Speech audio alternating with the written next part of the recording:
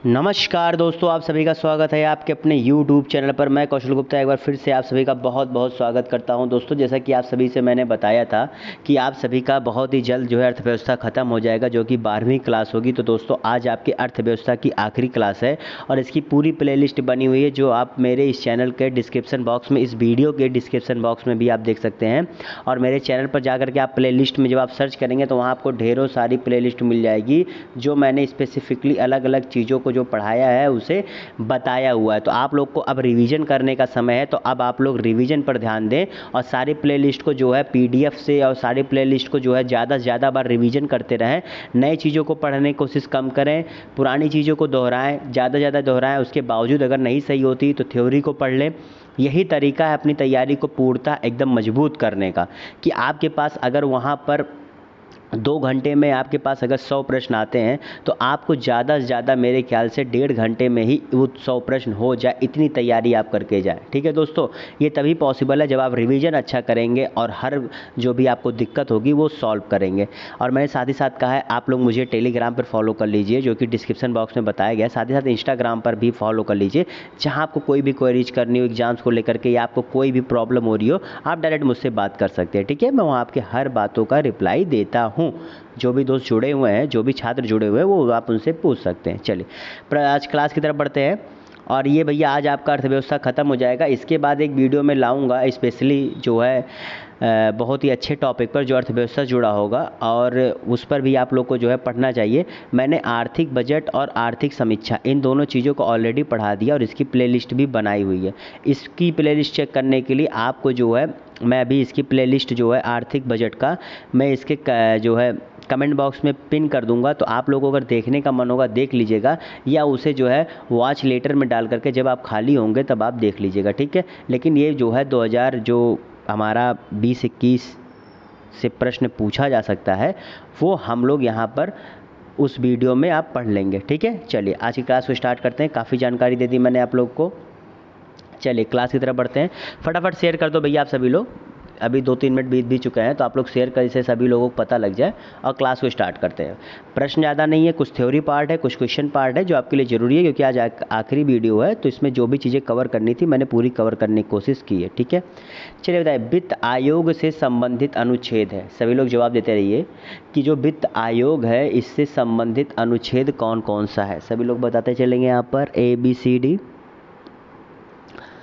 तो जितने लोगों ने यहाँ पर क्या जवाब दिया भैया? जितने लोगों ने यहाँ पर अनुच्छेद 280 जवाब दिया, जी भैया, जितने लोगों ने यहाँ पर अनुच्छेद 280 जवाब दिया सही कर ले भैया। 280 जो अनुच्छेद है ये जो है वित्त आयोग के बारे में बात करता है, और वित्त आयोग के बारे में बात करने के साथ ये भी कहता है कि जो ये वित्त आयोग होगा, ये जो केंद्र होंगे और राज्य होंगे, आप जानते हैं जो विभिन्न राज्य हैं और केंद्र सरकार के बीच जो है जो वित्तीय संसाधन का विभाजन होता है, मतलब मतलब केंद्र द्वारा राज्यों को पैसा दिया जाता है ना, तो केंद्र द्वारा जो राज्यों को पैसा दिया जाना है वो कैसे दिया जाना है, किस आधार पर दिया जाना है, कितना दिया जाना है, यही सब काम जो है वित्त आयोग करता है। यानी कि जो है पैसे के लेन देन का जो है मतलब बंटवारा करने का काम, उसको सही से बताने का काम कौन करता है? वित्त आयोग करता है। ठीक है, समझ गए। और कौन पैसा देता है? केंद्र देता है। किसे देता है? राज्यों को देता है।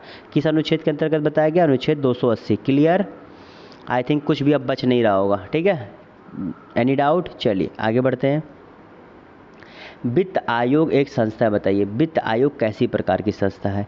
गैर संवैधानिक है, पूर्णतः न्यायिक है, अर्ध न्यायिक है, या फिर लागू कराने वाली है, मतलब किसी चीज़ों को लागू कराने वाली। तो बताइए इसका सही जवाब क्या होगा? ABCD बताइए। वित्त आयोग एक संस्था है। किस प्रकार की संस्था है बताइए? सभी लोग जवाब देते रहिए, किस प्रकार की संस्था है ये वित्त आयोग? तो भैया जितने लोगों ने यहाँ पर क्या जवाब दिया? अर्ध न्यायिक। जी भैया, जितने लोगों ने यहाँ पर C जवाब दिया है भैया, अर्ध न्यायिक है। अनुच्छेद 280 के अंतर्गत बताया गया है कि वित्त आयोग एक स्वतंत्र, अर्ध न्यायिक और विशेषज्ञ निकाय है, जो विचार विमर्श करके सुझाव देता है। ठीक है, समझ गए कि क्या है? अर्ध न्यायिक है, पूर्णतः स्वतंत्र है और विचार विमर्श करके सुझाव देने का काम करता है। Any doubt? ओके, अगले प्रश्न की तरफ बढ़ते हैं। वित्त आयोग सामान्यतः कितने साल के लिए गठित किया जाता है? जो ये वित्त आयोग होता है ये कितने साल के लिए गठित किया जाता है बताइए? 3 साल, 4 साल, 5 साल या 2 साल? ये कितने साल के लिए गठित किया जाता है? ABCD में से बताइए, वित्त आयोग कितने साल के लिए गठित किया जाता है? जितने लोगों ने यहाँ भैया 5 साल जवाब दिया बिल्कुल सही है, ये 5 साल के लिए ही गठित किया जाता है। और ये 5 साल तक जो पूरे सरकार का 5 साल कैसे ये माना जाता है कि एक जो सरकार चुनकर आती है 5 साल के लिए होती है, तो वो सरकार जो चुनकर आती है उसे जो है पूरा वित्तीय को प्रबंधन को लेकर के, प्रबंधन नहीं कह सकते मतलब वित्तीय लेन देन राज्य सरकारों के बीच जो होता है उसको लेकर के जो है ये एक जो है काम करता है, ठीक है। और एक संवैधानिक संस्था है क्योंकि अनुच्छेद 280 इसके बारे में बात करता है, ठीक है। चलिए अगले प्रश्न की तरफ बढ़ते हैं।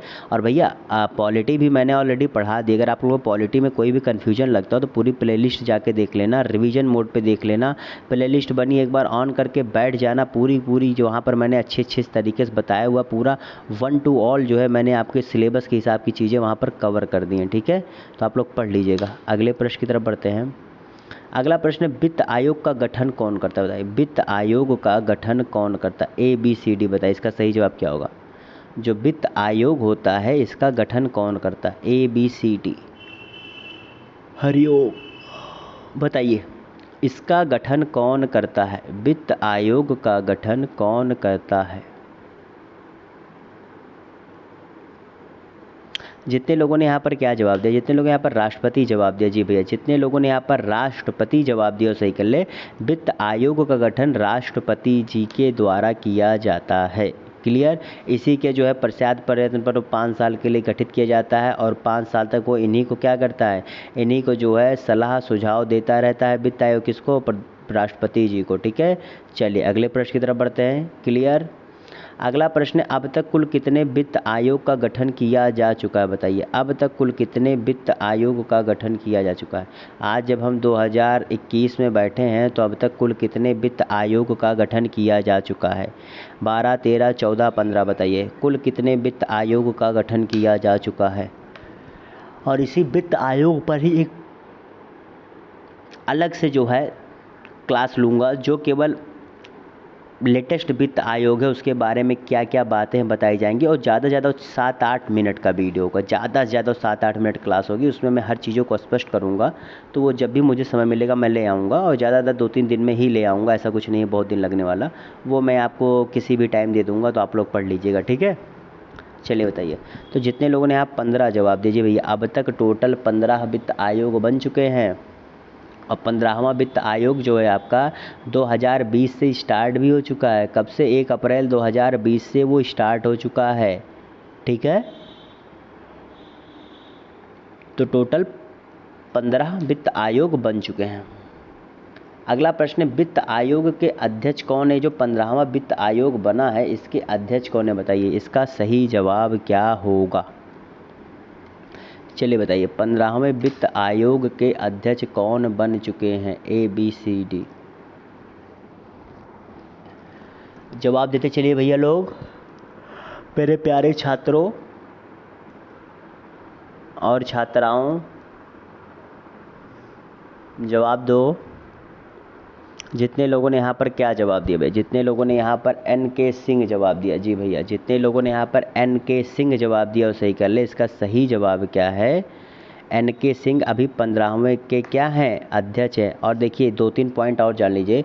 1951 में जो है पहला वित्त आयोग बना था, ठीक है। 1951 में पहला वित्त आयोग बना था और उसके अध्यक्ष थे KC नियोगी जी, ठीक है। कौन थे? KC नियोगी जी, ये जान लीजिएगा। पहला वित्त आयोग कब बना था? 1951 में। उसके अध्यक्ष कौन थे? KC नियोगी जी। और 15वां जो लेटेस्ट है इसके अध्यक्ष है NK सिंह जी। यही दोनों से अगर प्रश्न बन सकते हैं तो आप दोनों को जानते रहिए, ठीक है। चलिए अगले प्रश्न की तरफ बढ़ते हैं। अब देखिए कुछ इंपॉर्टेंट चीज़ों को मैं बता देता हूं जो आपकी थ्योरी पार्ट्स के लिए इंपॉर्टेंट है। यहाँ से अगर प्रश्न आ भी सकते हैं तो आप लोग को पता होना चाहिए, इसलिए जान लीजिए। और कुछ लोग नोट कर लीजिएगा भैया। देखिए कुछ कर के बारे में, कुछ चीज़ों के बारे में बताऊँगा, ज़्यादा 3-4 मिनट में ख़त्म करने की कोशिश करूँगा, तो आप लोग जान लीजिए, आपके लिए ज़्यादा इंपॉर्टेंट, ठीक है। ये क्लास लगभग आपकी जितनी सी ख़त्म हो चुकी है, ये थ्योरी पार्ट ख़त्म होने के साथ ही आपकी पूरी अर्थव्यवस्था आज द एंड। अब आप लोग क्या करना? Revision revision revision. मैं बार बार कह रहा हूँ रिवीजन। देखिए आयकर ऐसा कर है जो केवल केंद्र सरकार द्वारा लिया जाता है। किसके द्वारा? केंद्र सरकार द्वारा लिया जाता है और एकत्रित किया जाता है। ठीक है, इस चीज़ को आप लोग अच्छे से जान लीजिएगा। और इसी को जो है केंद्र और राज्यों के मध्य जो है वित्त आयोग की अनुशंसा पर वितरित किया जाता है। मतलब ये लेता केंद्र है, ठीक है, पूरी तरीके से, लेकिन आप देते होंगे जो इसका जो भाग होता है, इसी भाग में से जो है केंद्र और राज्यों के बीच में जो इसका बंटवारा किया जाता है। और ये बंटवारा किसके आधार पर किया जाता है? जो वित्त आयोग जो उन्हें अनुशंसा यानी कि उन्हें सलाह दिया रहता है। और एक इम्पॉर्टेंट चीज़ जान लीजिए कि जो कृषि से संबंधित चीज़ें होती हैं उन पर जो है आयकर नहीं लगता।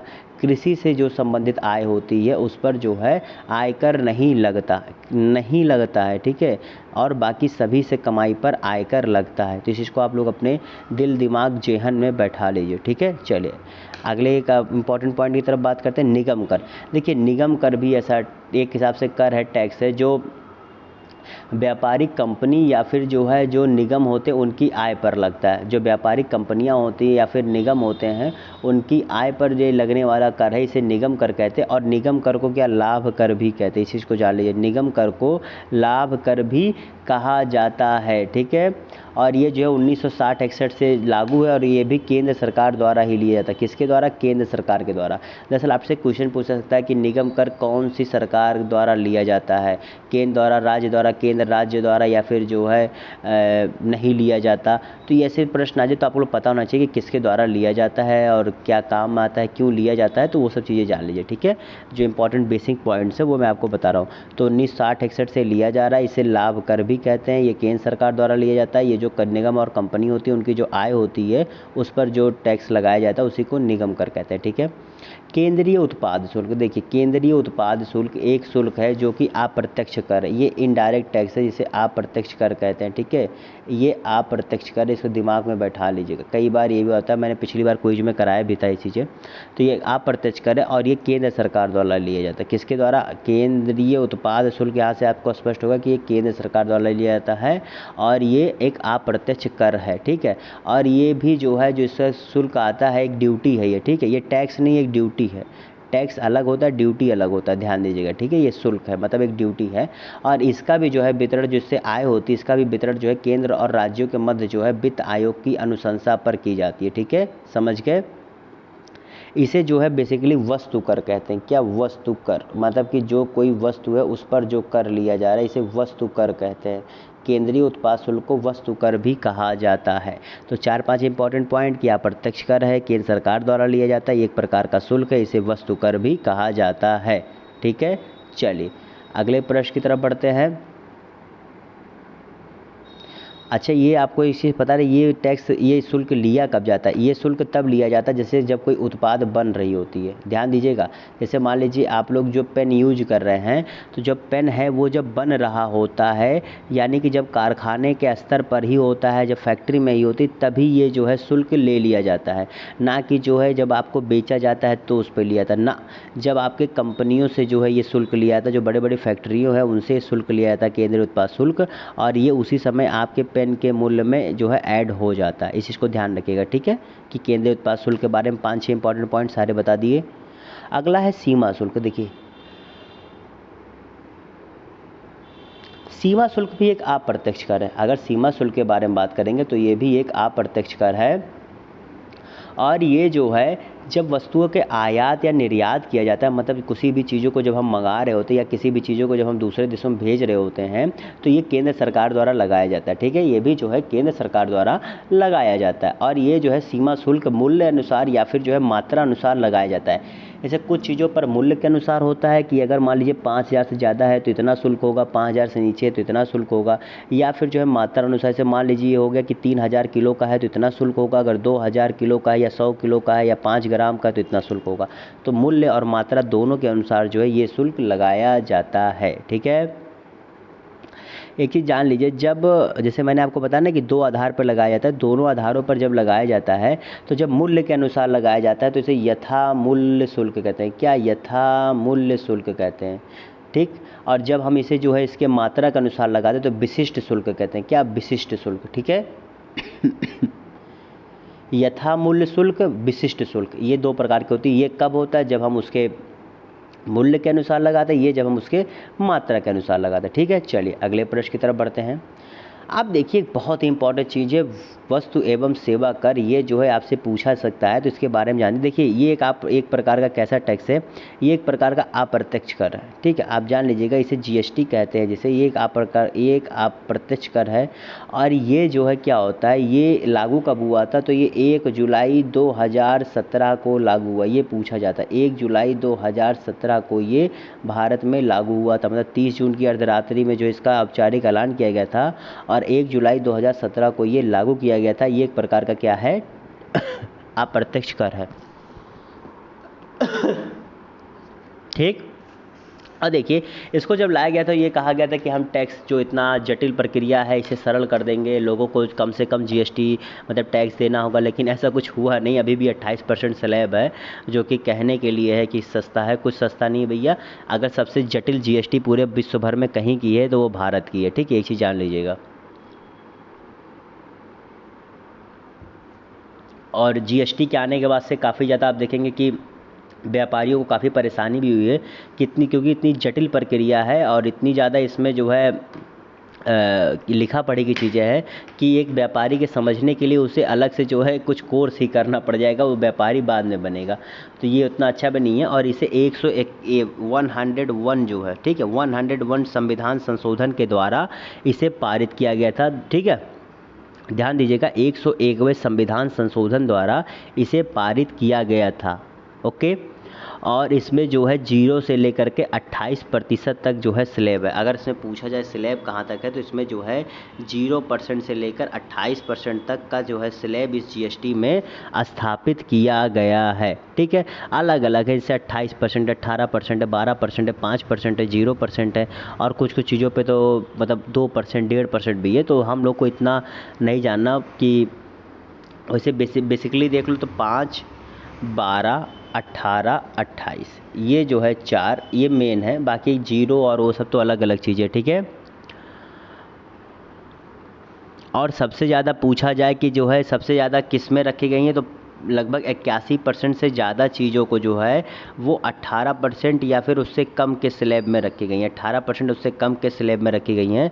जबकि उसके बाद की जो चीज़ें हैं उन्हें जो है करीब 19% को जो है 18% या उससे ज़्यादा के स्लैब में रखा गया है। ये सब इंपॉर्टेंट पॉइंट्स है भैया, मैं यूँ ही नहीं बता रहा हूँ, ठीक है, ये सब पूछा जा सकता है, तब आप लोग ध्यान दीजिएगा, ठीक है। अब देखिए जीएसटी में किस किस तरह के टैक्स होते हैं, कर होते हैं, इसे आप जान लीजिए, बस इसी के साथ आपकी क्लास भी खत्म हो जाएगी, ठीक है। देखिए जीएसटी में 2 तरह कर होते हैं, एक केंद्रीय कर होता है, एक राज्य कर होता है। केंद्रीय कर जैसे हो गया आपका क्या, केंद्रीय उत्पाद शुल्क जो मैंने बताया, अतिरिक्त उत्पाद शुल्क, ठीक है, सेवा कर, अतिरिक्त सीमा शुल्क, विशेष अतिरिक्त सीमा शुल्क, अधिभार, उपकार, इसे सेस कहते हैं, ठीक है, सेस हो गया। उसके बाद ये सब चीज़ें जब होती है तो ये केंद्रीय कर के द्वारा होती हैं, ठीक है। अब राज्य कर में जो है आपका जैसे वैट होता था पहले, मनोरंजन कर, केंद्रीय बिक्री कर, चुंगी और प्रवेश कर, क्रय कर, ये सब चीज़ें जो होती हैं ये सब जो है आपके राज्य कर के में आती हैं। आप लोग जब बिल उल देखते होंगे, अब मुझे पता नहीं आप लोग देखें हैं कि नहीं, जब आप बिल देखते हो तो उसमें एक वर्ड होता है आईजीएसटी और एक होता है एसजीएसटी, एक होता है सीजीएसटी जिसे कहते हैं केंद्रीय, और एक होता है आपका एसजीएसटी, ठीक है। ये जो होता है केंद्र सरकार द्वारा हिस्सा होता है, ये राज्य सरकार का हिस्सा होता है, ठीक है। लेकिन होता क्या है, लिया दोनों एक ही जगह पर जाता है और इसका बंटवारा बाद में ऊपर से होकर आता है, ठीक है, समझ गए। तो के जैसे जहाँ पर इसका ये मान के चलिए, जहाँ पर जिसकी देश की जनसंख्या ज़्यादा होगी राज्य की, वो उतना ही ज़्यादा जीएसटी में अपना हिस्सा पाएगा। क्यों? क्योंकि भैया जब आपके यहाँ उपभोक्ता करता ज़्यादा है तो आपके पास हिस्सा भी ज़्यादा आएगा, ठीक है। तो ये सीजीएसटी है, ये जो है केंद्र द्वारा लिया जाता है, जो एसजीएसटी है ये राज्य सरकार द्वारा लिया जाता है, ठीक है। अब देखिए कुछ ऐसी चीज़ें हैं जो अभी तक जो है जीएसटी के दायरे में नहीं आई हैं, जैसे कि आपका जो पेट्रो उत्पाद है, ठीक है, जो पेट्रोकेमिकल उत्पाद है उनका जो है अभी तक इसमें शामिल नहीं हुआ है, ठीक है। जैसे आपका जो है जो रॉ पेट्रोलियम हो गया, ठीक है, या फिर जो है आपका डीजल हो गया, मोटर स्पिरिट हो गया, नेचुरल गैस हो गया, या फिर विमान में जो ईंधन उपयोग किए जाते हैं उन्हें जो है अभी तक शामिल नहीं किया गया है। शराब को अभी जो है इसमें शामिल नहीं किया गया, किसे, शराब को।